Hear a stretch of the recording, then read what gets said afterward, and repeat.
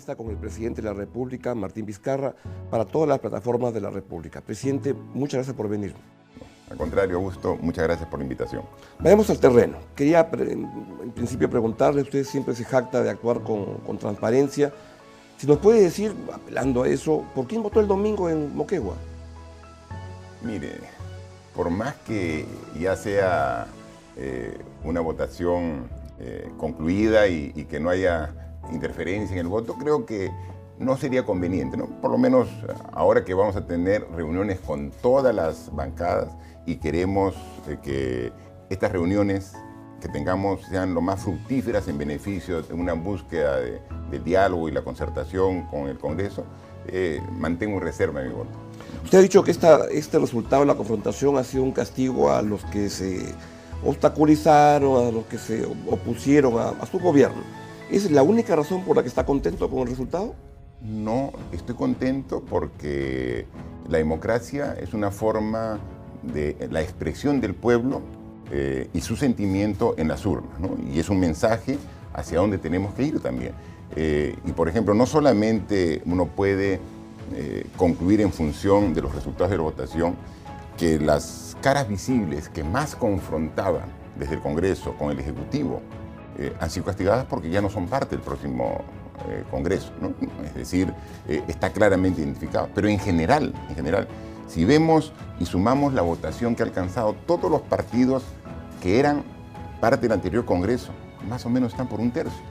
O sea, que quiere decir que en general la población ha votado por un cambio de planteamientos, un cambio de visión, y creo que hay que acoger esa voluntad popular. Ahora, esta elección cierra un ciclo, un capítulo de la historia política del país y de su gobierno en particular. ¿Cómo evitar que vuelvan a surgir esos enfrentamientos tan fuertes como los que ocurrieron? Lo único que hay que hacer es pensar en el Perú. Yo lidero al Ejecutivo y esos son los lineamientos que tenemos. O sea, no solamente es un eslogan del gobierno el Perú primero. Pueden dar fe todos los ministros, pueden dar fe los funcionarios, que siempre la indicación y el objetivo que tenemos como gobierno es tomar las medidas para cambiar las cosas en beneficio de la población. Cuando uno deja en segundo plano el interés nacional, el interés de la población, por un interés particular de cualquier tipo, ahí van a haber este tipo de confrontación.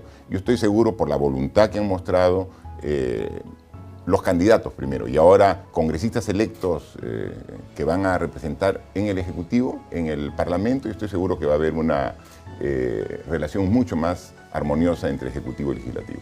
No quiero entrar tanto en el pasado, pero ¿tiene usted alguna autocrítica por su parte, a su comportamiento en esa pelea tan fuerte entre el Fujimorismo, el APRA y su gobierno? ¿Hay algo que usted pudo haber hecho diferente para cambiar las cosas? Seguramente siempre se ha podido mejorar los resultados, ¿no? Nosotros, cuando vimos que la confrontación ya no nos llevaba a ningún camino positivo, es que planteamos el adelanto de las elecciones.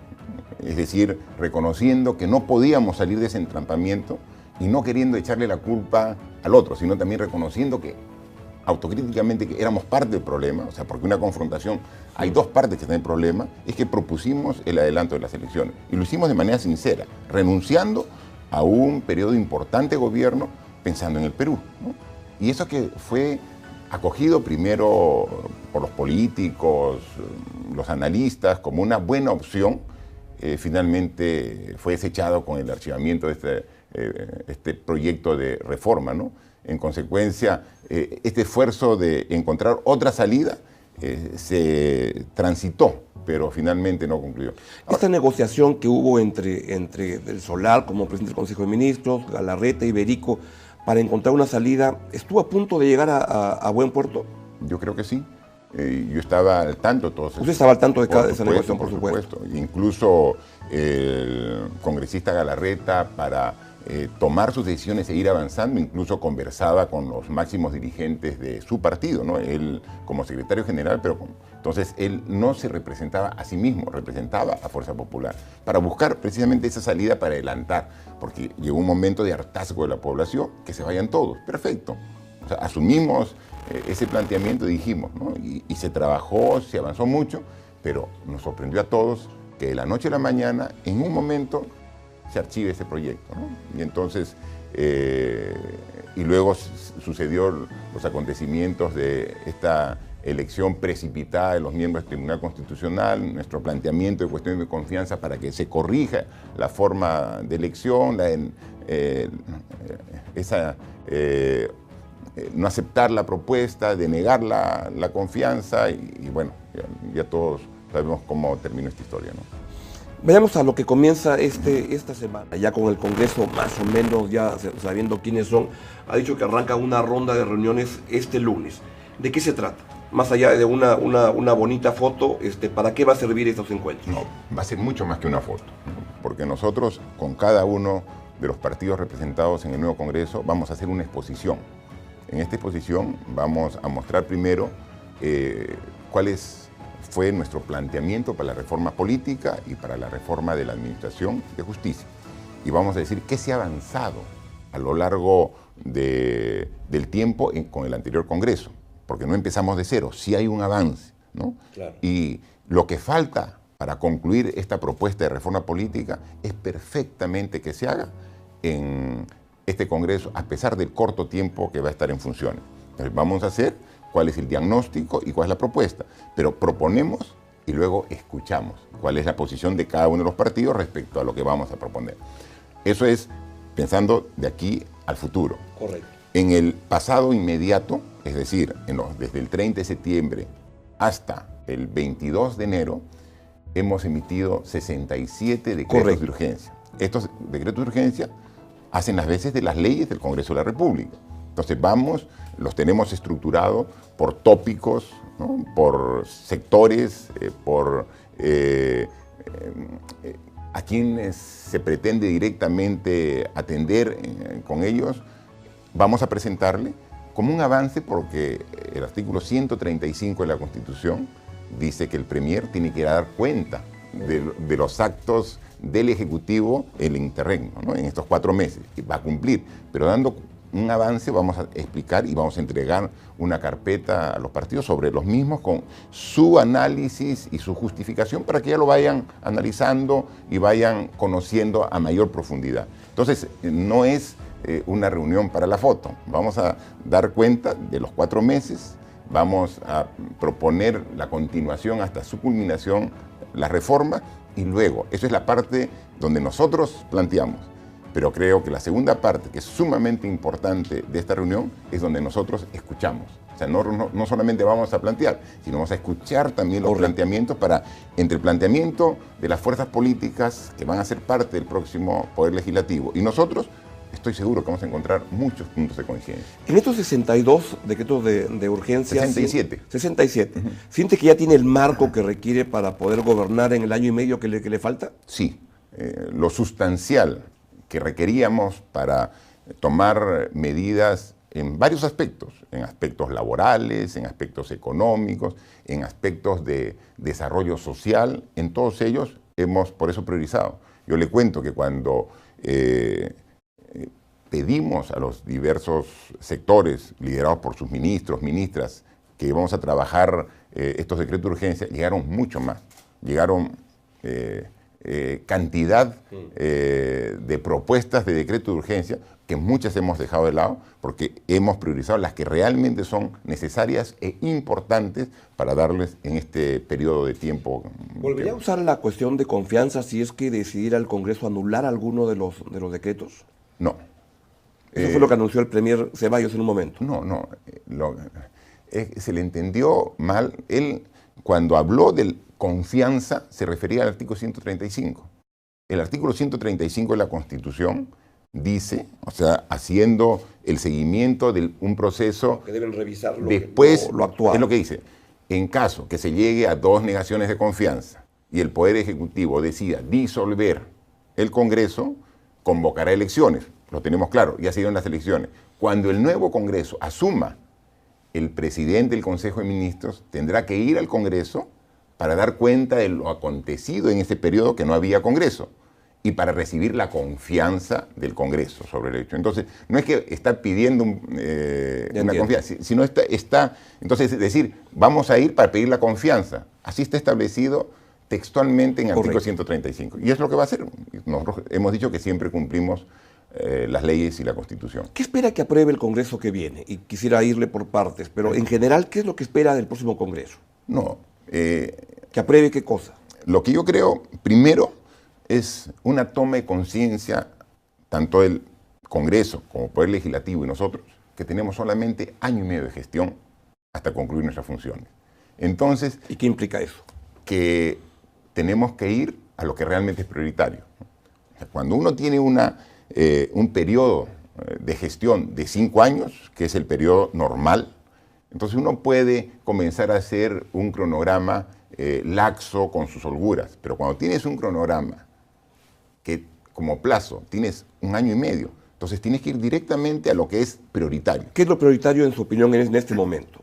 Prioritario es concluir las 2 reformas, ¿no? La política. La política. En la política, entonces, empecemos con eso. ¿Qué es lo que espera en concreto que ocurra en el caso de la reforma política en todo lo que está pendiente? Mire, nosotros nos ratificamos en la propuesta que presentamos al Congreso anterior, fruto de un análisis, un trabajo que hizo la Comisión Política, integrada por gente muy reconocida, con mucha experiencia, liderada por el doctor Tuesta. Entonces, no vamos a sacar nuevos proyectos, son los mismos proyectos que se han quedado a medio camino. ¿Y usted esperaría que aprueben el paquete en conjunto, lo que ustedes enviaron al Congreso?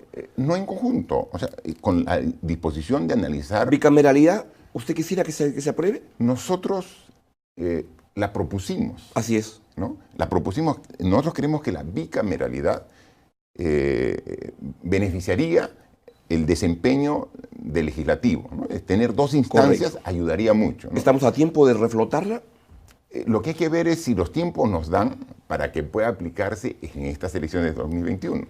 Quizás se pueda, en otros aspectos, sí tomar decisiones importantes para la aplicación en las elecciones del 2021. Y podría ser que la bicameralidad se la deje lista para que se aplique en las elecciones de 2026. ¿No? Ahora, ¿podrían hacer algún cambio para que de manera transitoria, por única vez, se postergue y que los cambios sean hasta 6 meses antes? Sí, lo vamos a plantear. Es una de las cosas, porque... O sea, que puedan trabajar no tan apurados, sino que hasta julio, agosto. Eso va a ser una propuesta que vamos a plantear a todos los grupos políticos, ¿no?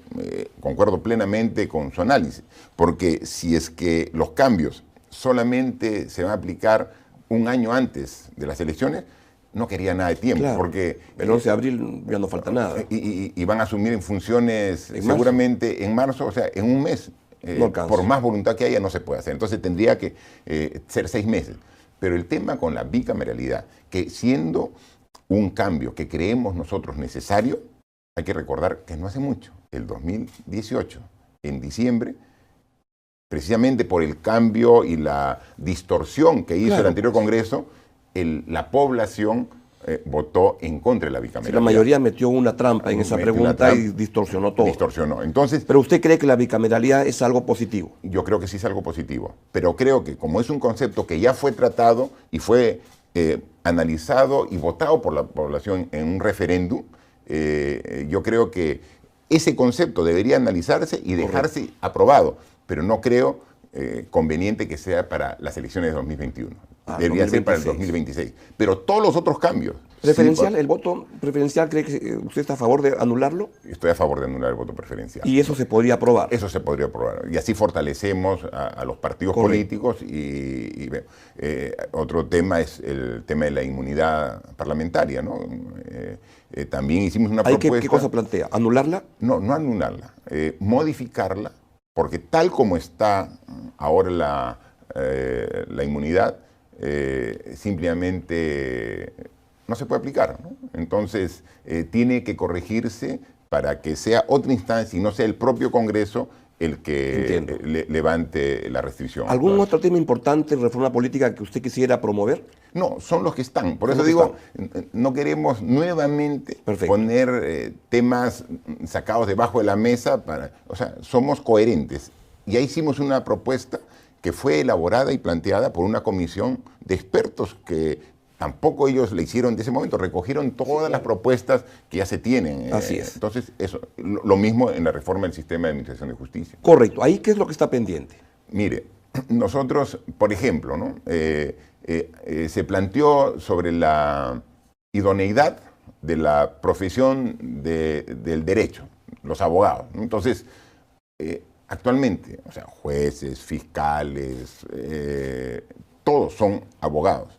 Y sin embargo, tiene que haber un mayor control de la formación del abogado, no solamente académica, sino ética, y también el control de su trabajo en sí, ¿no?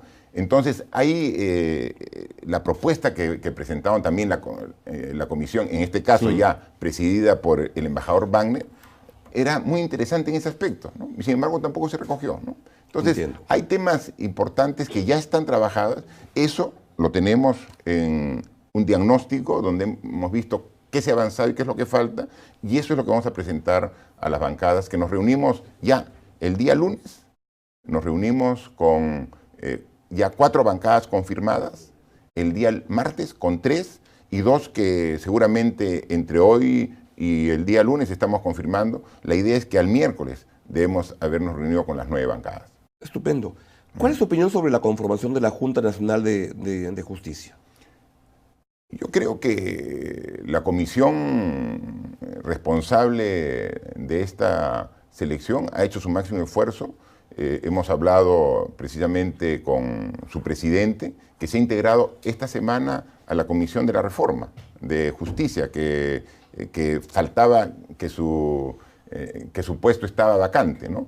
Y yo veo en su presidente realmente mucha seriedad y mucha responsabilidad en cumplir con su labor, ¿no? Así que lo que él ha pedido es que necesita completar su equipo de la Junta Nacional de Justicia, porque desde que el Consejo Nacional de la Magistratura perdió vigencia, como que la institución ha perdido el personal capacitado para hacer la función. Entonces necesita contratar gente y lo que a él corresponde, que sea presupuestalmente, va a tener todo nuestro apoyo para garantizar un buen cumplimiento de sus funciones. ¿Esperaría que el Congreso haga los relevos, los 6 relevos en el Tribunal Constitucional de una vez? Yo esperaría que sí, pero que acoja las recomendaciones que no solamente el Ejecutivo, ¿no?, sino que la sociedad civil ha presentado para que sea una evaluación de los candidatos abierta, donde se puedan antes conocer la calificación, donde pueda recibir también análisis y una fiscalización de la población. Si es que hacen esos cambios, que deberían hacerlos y que han manifestado que quieren hacerlo con mayor transparencia, claro que sí, esperemos que haya la renovación como corresponde, después del plazo cumplido de los miembros del Tribunal Constitucional. Hemos hablado de lo que se espera, lo que usted espera que el Congreso haga. Vayamos a lo que se espera que su gobierno haga. ¿Qué expectativa tiene y qué cosa quiere lograr en concreto en el año y medio que le falta? Mire, tenemos... Ya con todo el marco, con un Congreso que se presenta, con el cual usted dice que puede trabajar, con los 67 decretos de urgencia, como que ya no hay excusa para no avanzar en todo lo que usted requiera. Mire, nosotros de los 67 decretos de urgencia, 21 son propuestos por el Ministerio de Economía y Finanzas, ¿no? Es decir, es el sector que más decreto de urgencia ha propuesto y nosotros como Consejo de Ministros hemos aprobado. Luego, el segundo sector es educación, la PCM y transportes y salud. En ese orden están los... Pero se da cuenta que son 21 que tienen referencia económica, porque queremos nosotros, en ese aspecto, tener la seguridad y garantía que el crecimiento económico va a mejorar en el próximo año, en este año 2020 y el próximo año 2021. ¿Qué es lo que la gente está pidiendo? Porque lo que hay la sensación de que a su gobierno lo aprueban con mucho entusiasmo en lo que es la promoción de la lucha anticorrupción, la reforma política, pero como que en las asignaturas de empleo y seguridad como que no anda muy bien. No. En seguridad vamos también a tomar acciones... Pero la gente no lo siente. Sí, sí. Por empleo empecemos, Ya. por generación de empleo, que siempre es tan importante para la ciudadanía. El empleo se genera en la medida que haya más obras, ¿no? Más inversión. Más inversión. Correcto. Le doy un dato.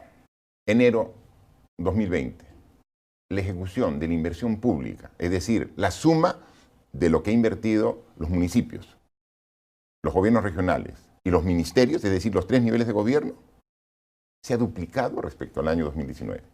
Es una buena noticia. Es una excelente noticia. O sea, nuestro objetivo era mejorar, pero duplicar la ejecución pública. O sea, estar sobre los 1.000 millones de dólares. El año 2019, la ejecución de todo el aparato público fue poco más de 500 millones. Este año 2020, enero, tiene una ejecución pública mayor de 1.000 millones de soles.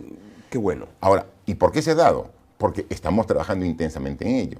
Desde este año, desde el 3 de enero, fue la primera reunión que tuvimos con la ministra de Economía y Finanzas y con todos los gobernadores regionales. Hemos comenzado a trabajar con gobernadores regionales, con alcaldes, primero del AMPE, de Remurpe, municipalidades rurales, y todos hemos asumido compromiso. O sea, no es que tú tienes que mejorar, todos tenemos que mejorar. Y entonces, y eso está muy bien que avance porque es fundamental. ¿Y eso por qué aumenta la inversión pública? Porque estamos aumentando la asignación a carreteras, a colegios, a centros de salud, a canales de regadío, a bocatomas, a reservorios. Todo ello se está trabajando con el doble de intensidad que el año 2019. Inversión privada es donde hay demasiadas quejas de que no avanzan los proyectos por demasiadas trabas que hay en el Estado. Mire, el año pasado la inversión minera fue de más de 6.000 millones de dólares, aumentando respecto a todos los años anteriores. Y este año, 2020, la inversión minera va a ser mayor que el año 2019. O sea, estamos hablando de cifras. Hace 10 días, en una reunión organizada por el Ministerio de Economía y el nuevo director ejecutivo de Proinversión, ante más de 300 empresarios del país, se presentó cuál era la cartera de inversiones para los próximos 18 meses.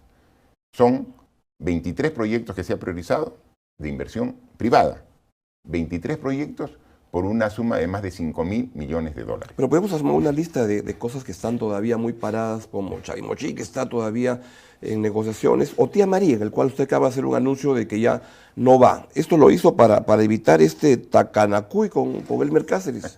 No, lo que pasa, a ver, Chavimochic, ¿no? Nosotros como ejecutivo hemos tenido posición desde hace ya buen tiempo, que ese proyecto era inviable que se concluya como se inició. El proyecto Chavimochic, la tercera etapa, que es la presa de Palo Redondo, así es, ¿no?, estaba siendo ejecutada por Odebrecht. Correcto. Y Odebrecht, dentro no solamente de los otros proyectos donde ha aceptado que ha dado coimas, también en una de sus delaciones de las últimas semanas, también dice que ese proyecto ha tenido también un pago indebido por parte de Odebrecht. ¿Y mientras qué van a hacer con la obra? ¿Va a quedar ahí esperando a...? No. Hay mecanismos y hay salidas. Incluso hemos dado decretos de urgencia para este tipo. Entonces, lo que estamos viendo y conversando con el gobernador de La Libertad, decirle, mira, no hay forma de que Odebrecht termine este proyecto. Por más que sería lo más viable desde el punto de vista técnico, pero desde el punto de vista legal y el punto de vista político, es imposible. Entonces, hay que hacer el corte del proyecto, ver el saldo de obra y hacer una nueva licitación. Eso lo hacemos en 4 meses. ¿Cree que va a salir en 4 meses? La licitación y iniciamos la construcción del saldo de obra. Más o menos, este proyecto está avanzado en 70%. Ese 30%, entonces le hemos dado mucha vuelta. ¿Por qué? Porque la obra está bajo responsabilidad del Gobierno Regional de La Libertad, no del Ministerio de Agricultura. Lo que se ha definido, bien, si quiere, lo pasa al Ministerio de Agricultura y nosotros en 4 meses estamos lanzando la licitación. Y la Tía María sí no va a salir en su gobierno ni de vainas. Nosotros estamos a favor de la inversión privada, en todo aspecto.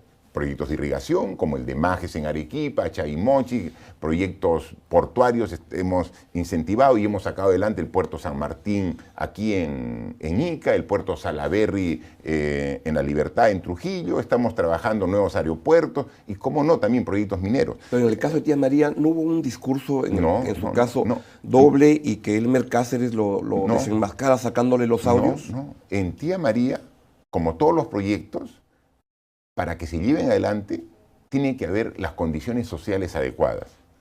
Recuérdese que Tía María en un primer intento quiso sacarlo durante el gobierno de García. Sí.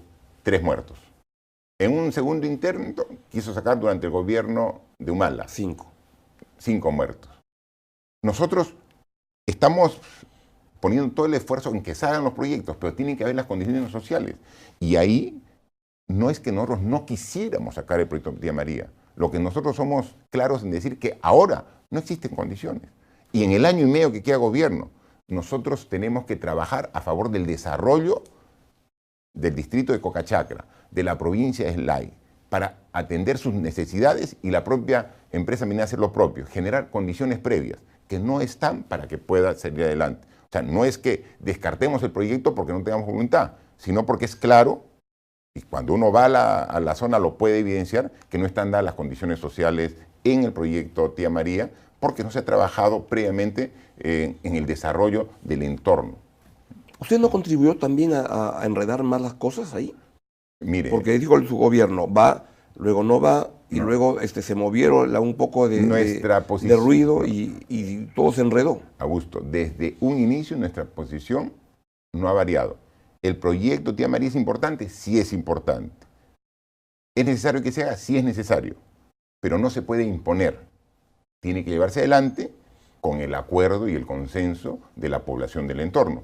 Eso lo hemos dicho ahora, lo hemos dicho hace un año y lo hemos dicho al inicio de nuestro gobierno. Que es importante, sí, pero no se ha trabajado para que el entorno sea favorable al proyecto, como sí, por ejemplo, se ha hecho en la ampliación de Toromocho, en la proyecto Mina Justa, en el proyecto Quellaveco en Moquegua. O sea, obviamente, ¿hay proyectos que están llevando mineros adelante? Por supuesto que sí, porque había un trabajo de diálogo, coordinación, búsqueda de consenso.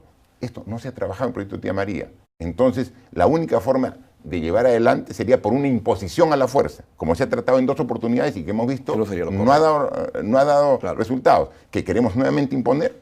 No, pues, hagamos, por ejemplo, uno de los requisitos que pide, y con justa razón, los agricultores de Valle de Tambo, para aceptar cualquier inversión, es que le den agua regulada. Y no hay una presa para el Valle de Tambo. Yo esta semana voy a ir a Yanapuquio, que es la ubicación, porque estamos terminando el perfil para sacar ya el concurso oferta de la construcción de la presa de Yanapuquio, que va a ser una presa que regule el agua del río Tambo para todos los agricultores. Entonces dice, con justa razón los agricultores, ustedes hablan de hacer una tremenda inversión aquí, pero por lo menos solucionen nuestro problema del agua. ¿Cuánto definen las encuestas su acción política? ¿Gobierna mirando permanentemente cómo le va? Bueno, ¿eso le establece restricciones para avanzar? En absoluto. O sea, las encuestas son solo referenciales, ¿no? Nosotros, desde que asumimos en marzo del 2018, asumimos el gobierno, en abril emitimos un decreto supremo donde estaban los 5 lineamientos de gobierno. Y eso nos fijamos.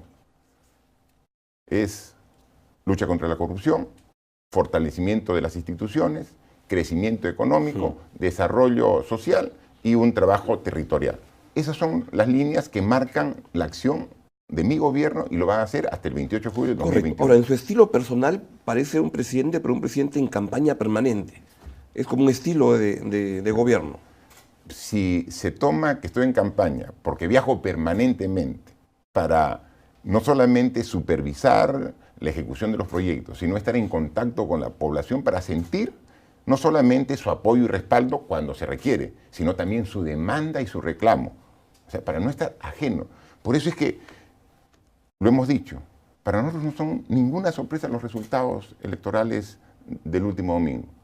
Pero sin embargo yo he visto cantidad de expertos, analistas, diciendo, uy, ¿qué pasó aquí? ¿Por qué votamos así? Claro, si vas a estar en una burbuja, en un escritorio, en una oficina, te puede sorprender cualquier resultado. Pero si estás en contacto permanente con la población, estás sintiendo lo que piensan. ¿Y cree que ese es un estilo de gobierno? Claro. Estar permanentemente en contacto y eso lo hace parecer por supuesto, pero ¿y por qué en campaña? Un compañero permanente. Pero si no vamos a ser candidatos. O sea, ¿no va a ser candidato? Si está en campaña, ¿quién va a ser candidato? ¿Hay alguna posibilidad remota, por alguna circunstancia, que usted se quede el 29 de julio del próximo año esté en Palacio? En ese sentido, como ingeniero, como matemático que soy, le digo con absoluta claridad, que la posibilidad que yo sea candidato para continuar después del 28 de julio del 2021 es cero, absolutamente nula la posibilidad. ¿Y qué va a hacer al día siguiente? Cuando deje la presidencia, ¿qué ha pensado hacer? Lo que hago siempre desde que egresé de la Universidad Nacional de Ingeniería, trabajar como ingeniero. Sí, trabajar como ingeniero. Yo me gano la vida trabajando y siempre lo he hecho. Ahora, Hace 35 años salí de la universidad y he trabajado en todo el Perú. He trabajado en el desarrollo profesional de ingeniero civil que soy. ¿Y va a dejar la política? Porque para un expresidente es como difícil dejar la política, ¿no? Mire, ya eso, no sé qué nivel de sensibilidad me pueda quedar a favor de la política. Tendría que evaluarlo en agosto del próximo año, ¿no? Pero ahora vamos a seguir trabajando. Pero no está pensando, ya veo su declaración, está muy firme, y la verdad sí, yo le creo que no va a ser candidato, pero ¿va a dejar totalmente o no tiene ilusión de formar un partido político? Tendríamos que evaluarlo ya después del 28 de julio del 2021, ¿no? Porque ahora, si estaría en función de un partido político, perdería el foco de mi responsabilidad, de gobernar, sentando las bases de una sociedad que prospere, pero con justicia, cerrando las brechas y disminuyendo la gran desigualdad que existe en nuestra sociedad. Eso es lo que me motiva y mi principal incentivo de trabajo de aquí hasta que concluya mis funciones. Ahora, es consciente de algunos congresistas o futuros congresistas hablan de que podrían fusilarlo, pero es consciente que el próximo Congreso va a haber gente que lo va a querer meter preso. No creo. ¿No? Porque obviamente... El deporte en el Perú es ese. Pero tiene que haber alguna justificación. Para eso tiene que haber... ¿Pero no cree que requerirá algún tipo de soporte, una bancada amiga con la cual trabajar en el Congreso? Mire, creo que el mejor respaldo para no tener ese tipo de problemas es la transparencia y la honestidad. Y así es nuestro comportamiento, no ahora, sino toda la vida. ¿Apoyará a Salvador El Solar como candidato presidencial en una plancha en que se habla que podría ir Gloria Montenegro, ministra suya? Pero mire, para apoyar a un candidato primero tiene que lanzarse como candidato, ¿no? O sea, primero calma y paciencia, hay que esperar. ¿Pero va a apoyar a alguien en esa campaña?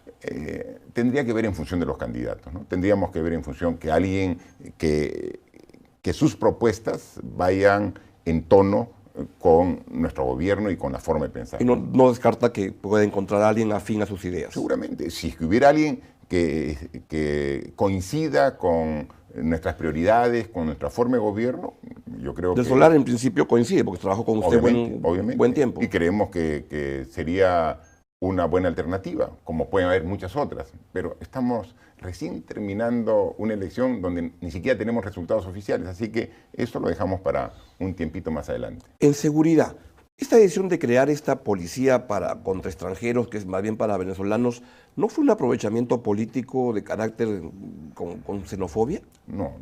Mire, este gobierno no tiene absolutamente ninguna característica de xenofobia, o sea, le aseguro. O sea, nosotros como gobierno hemos abierto los brazos, no solamente gobierno, como país, a inmigrantes que salían de su país desesperados por la crisis política, económica y social que había en Venezuela. Entonces, no puede decirnos a nosotros que hemos tenido ese tipo de actitudes. Pero claro, nosotros damos todas las facilidades para cualquier extranjero que venga a nuestro país y quiera aportar a su desarrollo, quiera trabajar, quiera ganarse la vida honestamente y se integre acá. Y eso, bienvenido sea. Pero como siempre ocurre en toda sociedad, puede venir mucha gente buena, pero también puede venir gente mala. Y con la misma rigurosidad que buscamos a los delincuentes nacionales, tenemos que ver también a los extranjeros. ¿Y cree que se requiere una policía especial para eso? No es una policía especial, es la misma policía. Claro, es la por misma eso policía. Sorprendió, pareció un aprovechamiento de crear una policía. No, es la misma policía, pero los procedimientos que se hacen para un extranjero tiene dentro de la propia ley vigente nuestra, tiene algunas particularidades. Entonces tiene que haber gente que conozca la normatividad para agilizar y ser más eficientes en su trabajo, ¿no? O sea, no hay un trato especial como tal, sino en el procedimiento, ¿no? Por ejemplo, si viene se hace un operativo como el que hubo el mes pasado en el balneario Punta Negra. Así es. Ya, entonces, y más de 130 delincuentes, porque finalmente se ha encontrado que han tenido, la gran mayoría de ellos, serios problemas con la justicia. Entonces, tenemos dentro de esta intervención, se ve que hay ciudadanos que son de otro país y que no tienen su ingreso migratorio en orden. Entonces, puedes optar por dos caminos, ¿no? Por hacer una investigación para determinar el nivel de responsabilidad en el delito y hacer un proceso, primero el Ministerio Público, el Poder Judicial, que demora mucho tiempo y podrían darle comparecencia restringida, entonces lo sueltas, o simplemente por no tener bien su estatus migratorio, retornarlo a su país de origen.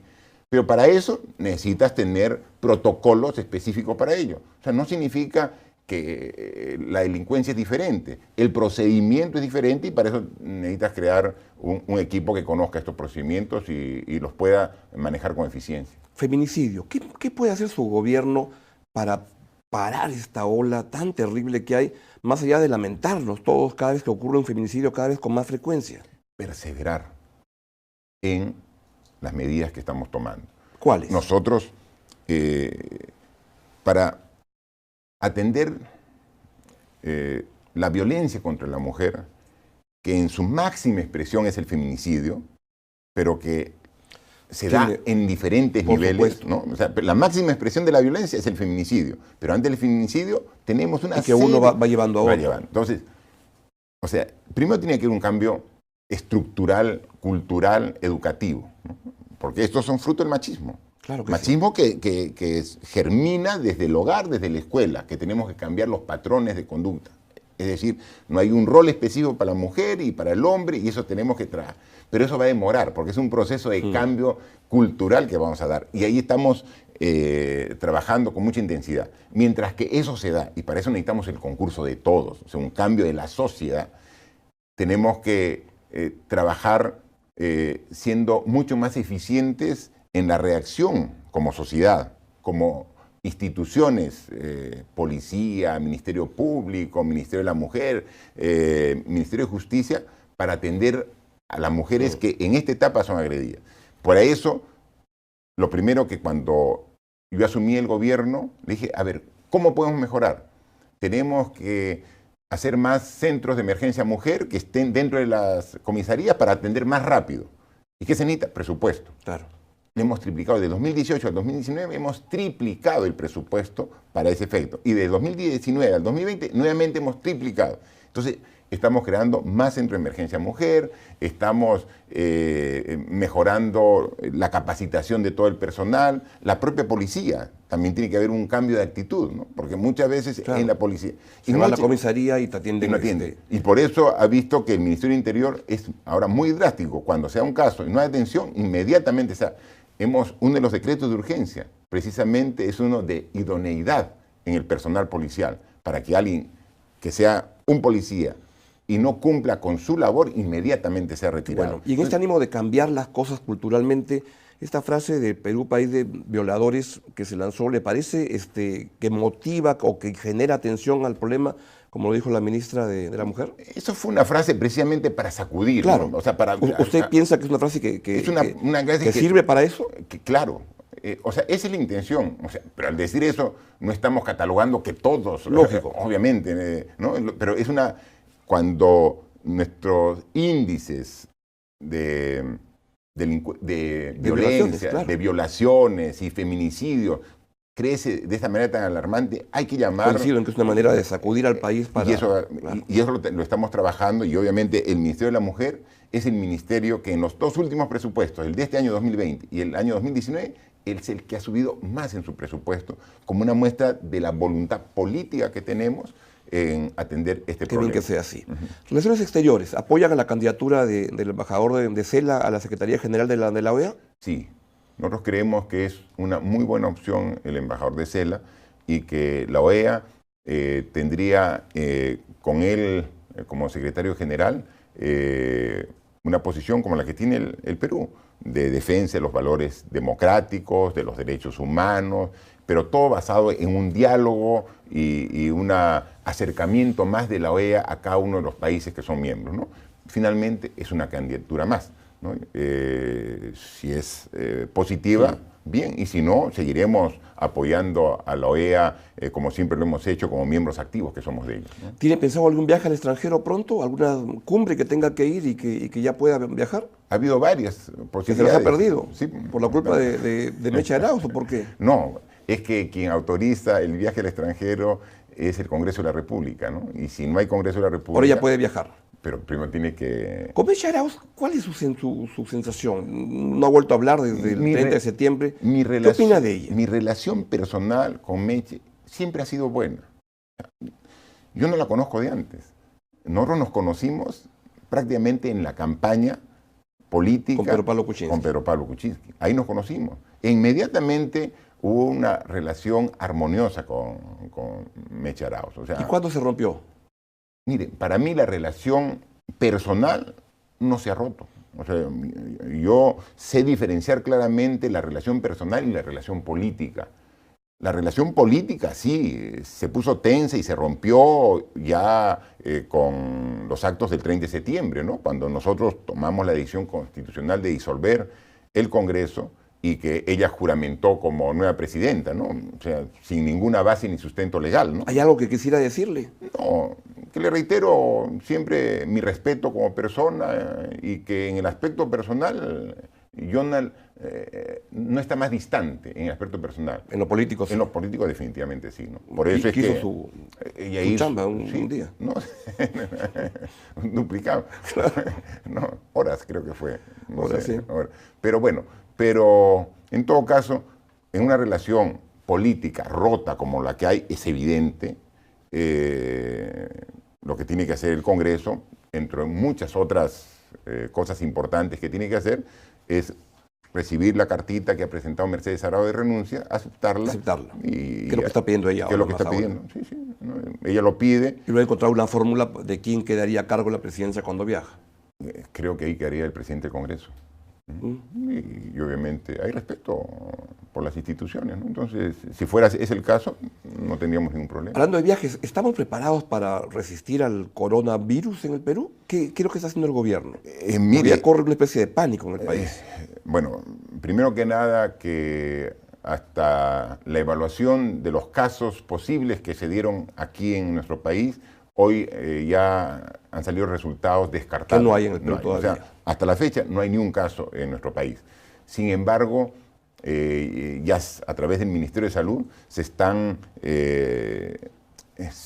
reforzando todos los protocolos para que en caso se dé tener ya la respuesta adecuada, ¿no? Entonces estamos primero ahora en la etapa de prevención, ¿no? O sea, recomendando pues el constante lavado de manos, tener en la medida de lo posible vacunarse contra la influenza, tener reparo a la hora que uno estornuda. Sí. O sea, es decir, hay una serie de normas de higiene que ahora tenemos que reforzarlas, ¿no? Esas son las formas preventivas, ¿no?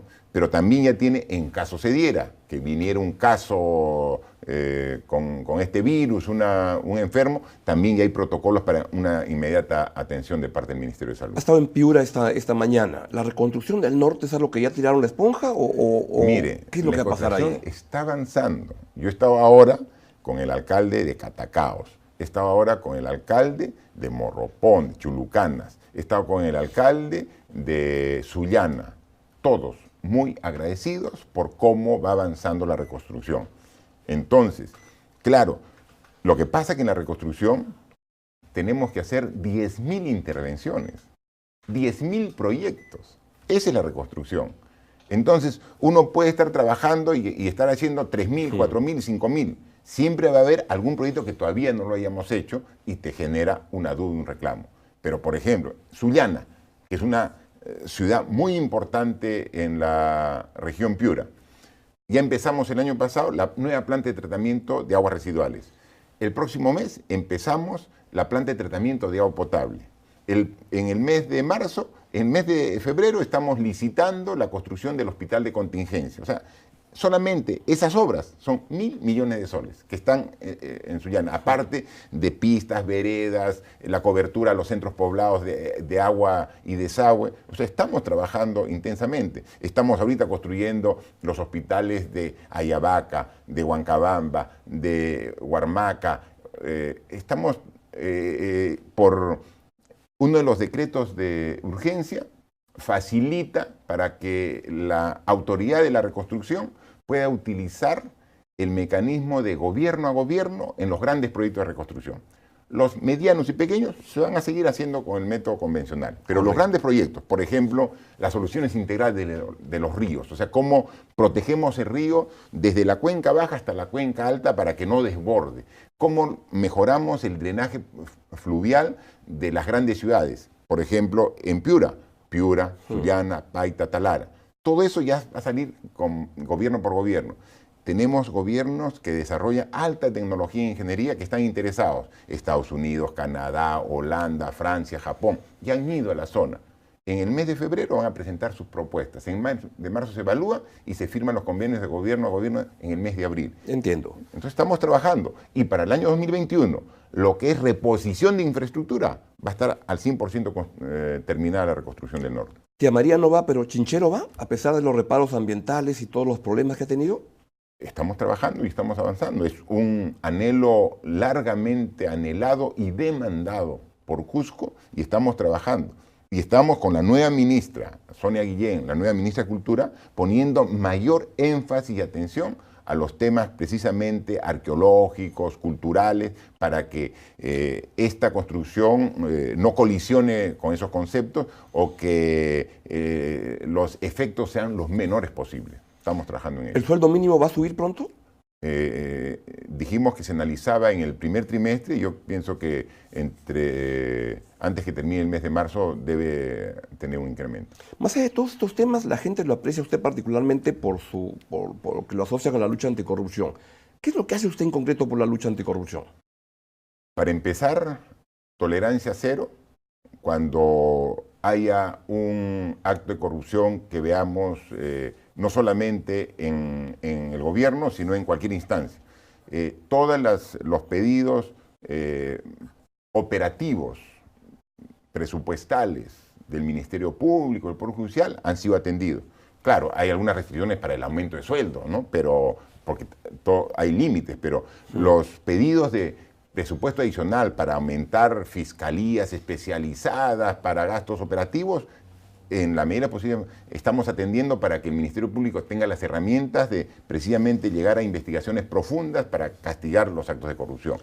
¿Qué más hace? Tenemos una oficina que ya está adscrita a la PCM, que es la Oficina de Integridad, que está trabajando con todos los gobiernos, con todos los ministerios para ver y cambiar los procedimientos de denuncias para poder identificar. Entonces, estamos trabajando intensamente y obviamente es también la actitud del propio presidente, del equipo principal de gobierno, que estamos dando el ejemplo de transparencia y objetividad en todos y cada uno de nuestros actos. Hay versiones periodísticas que han salido en las cuales se hablaban de coordinaciones de usted con los fiscales Lavajato. ¿Se ha reunido con ellos en algún momento? Nunca, nunca. ¿Con Rafael Vela, con Pérez? No, nunca. Ni con los fiscales, ni siquiera con los procuradores del gobierno que ven el caso. Porque sería malo, porque eso rompería la independencia de poderes. Nunca me reuní con ellos, ¿no? Y pueden preguntarle también a los propios fiscales, ¿no? O sea, respetamos y respaldamos su trabajo, pero no coordinamos para nada, porque tenemos que mantener la independencia. El Bicentenario está a la vuelta de la esquina. ¿Qué va a pasar en esa semana? Mire, nosotros, el Bicentenario, o sea, no es una meta, ¿no? O sea, no es que llegamos al Bicentenario. Yo pienso que el Bicentenario es la oportunidad de un análisis reflexivo de todo lo que hemos hecho en 200 años.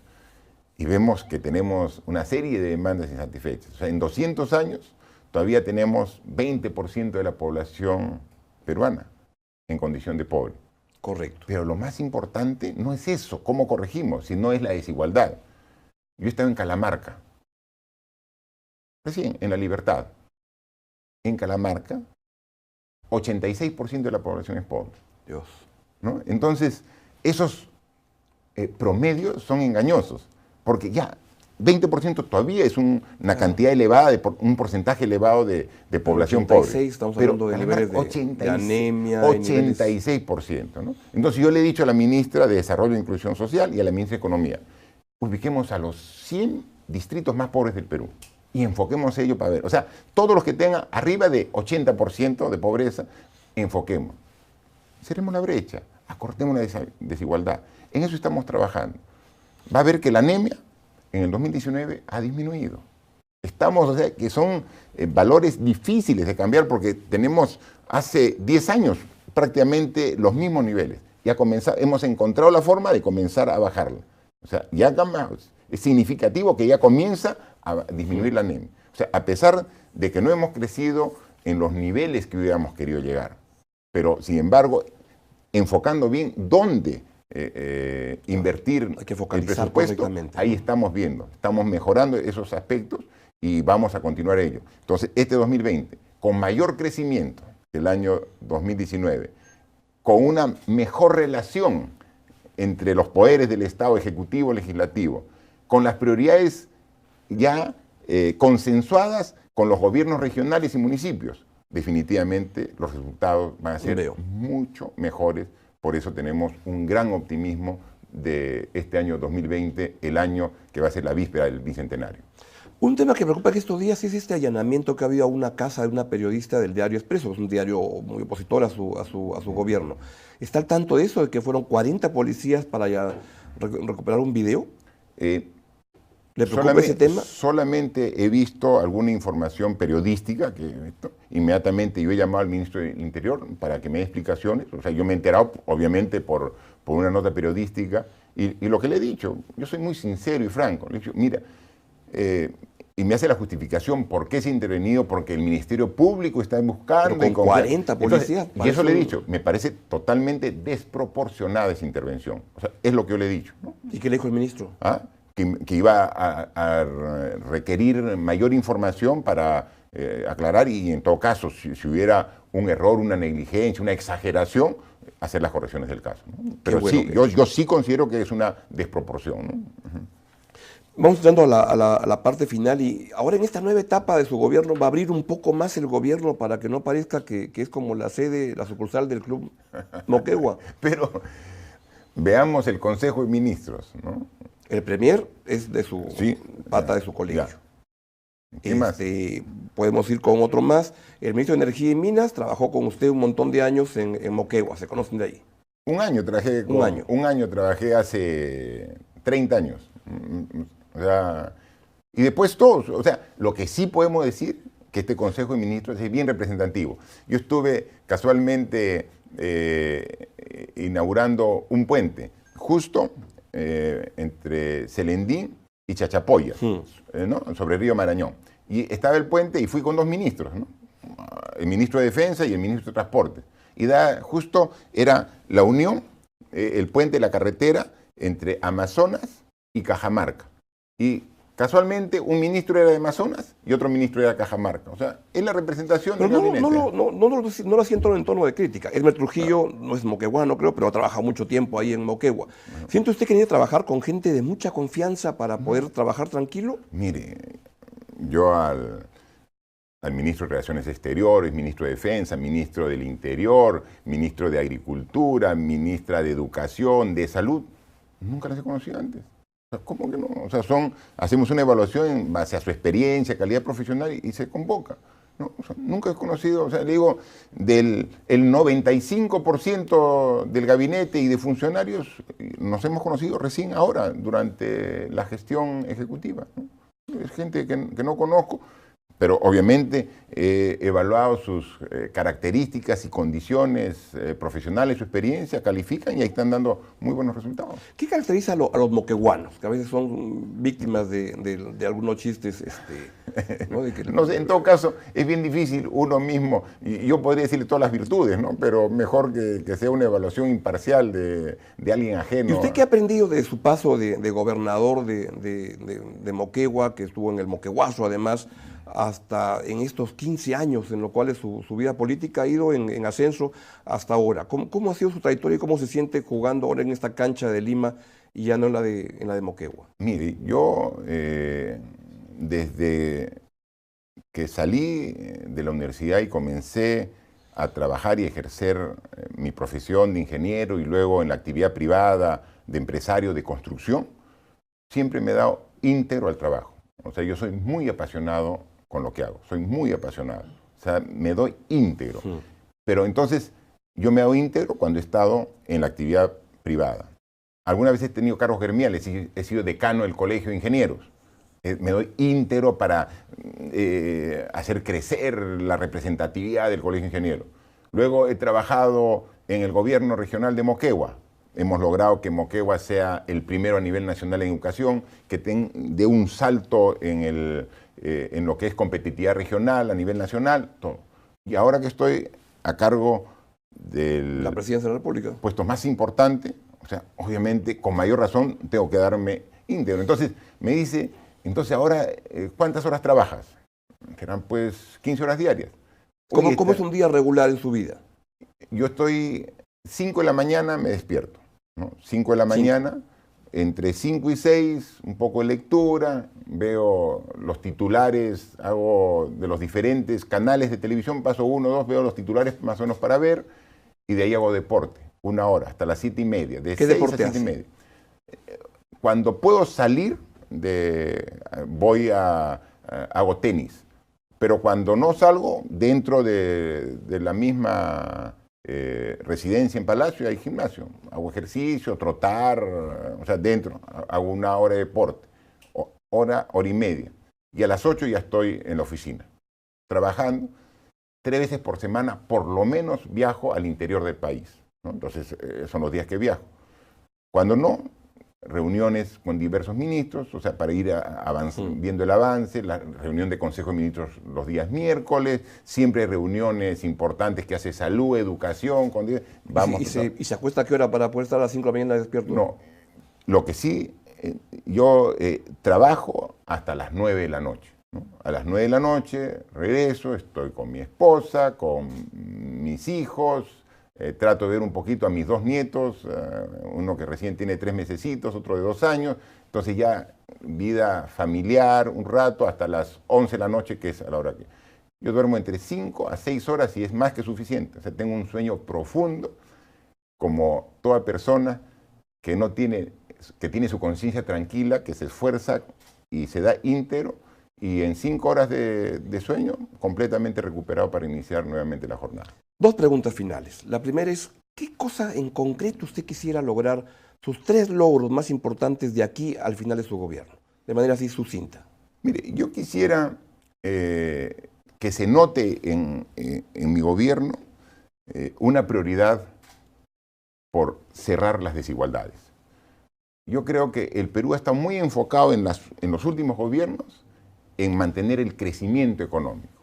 Nosotros también nos estamos enfocando. Por eso el año pasado nuestro crecimiento, que no es lo que esperamos, pero ha sido el mejor de toda la región, ¿no? O sea, si comparamos los vecinos, Ecuador, Bolivia, Chile, Argentina, Venezuela, Brasil, o sea, muy superior el crecimiento del Perú. Pero no es lo que queremos, vamos a mejorar el crecimiento.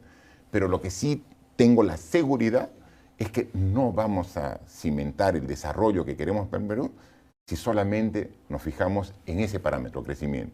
Entonces, nosotros estamos enfocados en disminuir la desigualdad.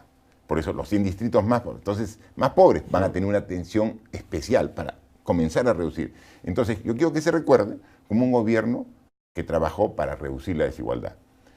Es difícil, pero con que comencemos a reducir la desigualdad. Hay varios parámetros que la miden, ¿no? El coeficiente Gini, hay una serie de parámetros. El propio Naciones Unidas, con el reporte IN Desarrollo Humano, también lo ha visto. El Perú ha crecido 7 puestos desde la última evaluación. Entonces, estamos mejorando, o sea, estamos mejorando el IN Desarrollo Humano. Entonces, ese tema de desigualdad es una de las cosas que me preocupa y estamos enfocados. 1. 2. Institucionalidad. La reforma política y la reforma del sistema de justicia. Si tenemos eso, vamos a tener instituciones más sólidas. Vamos a tener una democracia que genere confianza a la población, ¿no? Entonces, también ahí vamos y lo estamos trabajando. No es que recién vamos a hacer, desde el inicio estamos viendo cerrar las brechas, disminuir la desigualdad, fortalecer las instituciones, y el otro concepto que vamos es la lucha contra la corrupción. Hemos empezado como una de nuestras banderas y la vamos a terminar como nuestra bandera. Si nos recuerdan a nosotros como un gobierno que luchó contra la corrupción, que trabajó para cerrar las brechas y que generó las reformas para mejorar la institucionalidad, yo creo que me sentiría completamente satisfecho.